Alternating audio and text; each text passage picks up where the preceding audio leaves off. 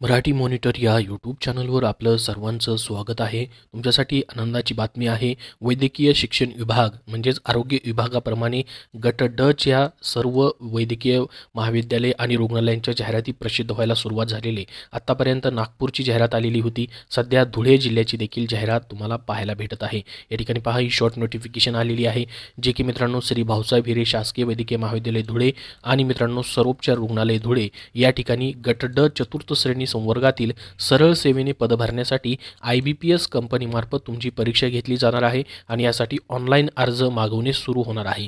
तर पहा मित्रांनो, याच्यामध्ये श्री भाऊसाहेब हिरे शासकीय वैद्यकीय महाविद्यालय धुळे या ठिकाणी प्रयोगशाळा परिचर, सिपाई पहारेकरी, शवविच्छेदन परिचर, प्राणीगृह परिचर, दप्तरी परिचर आणि सफाईगार ही पद भरली जात आहेत।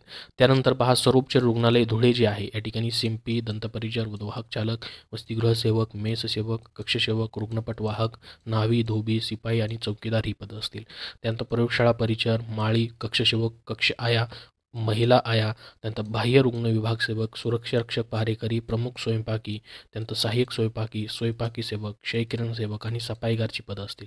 टोटल मित्रांनो 137 जागा या ठिकाणी धुळे जिल्ह्यासाठी भरल्या जात आहेत। त्याच्यानंतर याच्यासाठी जर आपण पाहिलं तर ही शॉर्ट नोटिफिकेशन आहे। याचे अर्ज तुम्हाला 3 जानेवारी 2024 पासून करता येतील, ते 24 जानेवारी 2024 पर्यंत असतील। तर याच्यासाठी मित्रांनो जशी सविस्तर जाहिरात प्रसिद्ध होईल तशी आपल्या चॅनलवरती तुम्हाला पाहायला भेटेल। त्यासाठी या चॅनलला सबस्क्राईब करून ठेवा आणि मित्रांनो या व्हिडिओला नक्की लाईक करा।